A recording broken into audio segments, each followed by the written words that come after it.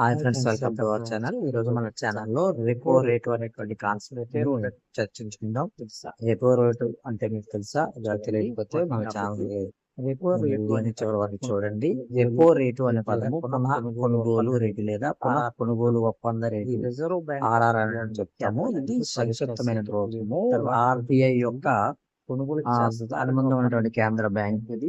ప్రభుత్వ సెక్యూరిటీలను తర్వాత తేదీలో తిరిగి కొనుగోలు చేస్తారనే ఒప్పందంతో వాణిజ్య బ్యాంకులకు ఇచ్చే వడ్డీ రేటుని సూచిస్తుంది. వాణిజ్య బ్యాంకులకు ఇచ్చేటువంటి డబ్బుకి ఇచ్చే వడ్డీ రేటుని రెపో రేటు అని పిలుస్తారు. రెపో రేట్ అనేది ఎవరికి సంబంధించిన కేంద్ర ప్రభుత్వానికి RBIకి సంబంధించింది. RBI అనేది మిగతా బ్యాంకులు మరి మానిటరింగ్ చేస్తుంది కాబట్టి ప్రభుత్వ సెక్యూరిటీలను తర్వాత తేదీలో తిరిగి కొనుగోలు చేస్తారని ఒప్పందం చేసి అది వాణిజ్య బ్యాంకు డబ్బు ఇస్తుంది. ఆ ఇచ్చినటువంటి డబ్బు వడ్డీ రేట్ ఇస్తుంది. దాన్ని రెపో రేట్ అని పిలుస్తాము.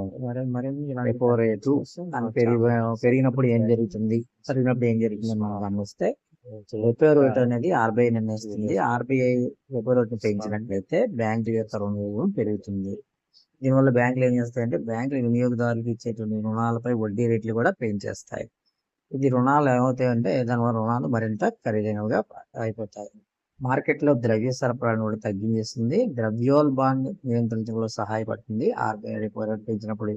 దీన్ని విరుద్ధంగా రెపో రేట్ని తగ్గించినప్పుడు బ్యాంకుల రుణం ఏం తగ్గుతుంది, అది తక్కువ వడ్డీ రేట్లపై రుణాలను అందుబాటులోకి తీసుకొస్తుంది. దీన్ని బట్టి మనకి ఏమవుతుంది, రెపో రేట్ అనేది పెరగకుండా తగ్గితేనే మనకి సామాన్యంగా అందుబాటులో ఉంటుంది. కానీ ద్రవ్యోల్బణాన్ని నియంత్రించాలంటే మాత్రం రెపో రేట్ని పెంచాలని కూడా మన యొక్క సారాంశం తెలియజేస్తుంది. మనం ఈరోజు టాపిక్ లో రెపో రేట్ అనేది చూసాము. పెరిగితే ఎలాంటి పరిస్థితులు ఏర్పడతాయి, పెరిగితే ఎలాంటి పరిస్థితులు ఏర్పడతాయి మనం చూసాము.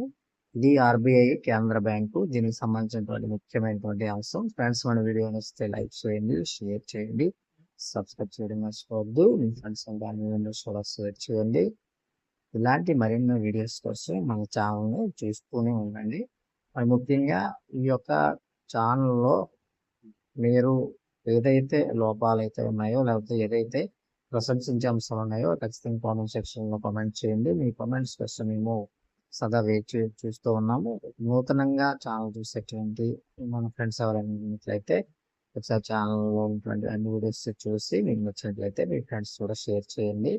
ఇంకా కూడా మంచి కంటెంట్తో మేము ముందుకు వస్తామని మరి తెలియజేస్తూ ఉన్నాము. ఇంకా మన ఛానల్లో APPSC and TSPSC and DSC ఇంకా అనేకమైనటువంటి కాంపిటేటివ్ సంబంధించినటువంటి మెటీరియల్ అయితే మాత్రం సమాచారాన్ని మేము మీకు సునాయాసంగా మీరు చదువుకోవడానికి, అదేవిధంగా చక్కగా గుర్తించుకునేటువంటి ఉద్దేశంతో ఈ ఛానల్ స్టార్ట్ చేయడం జరిగింది. Thank you.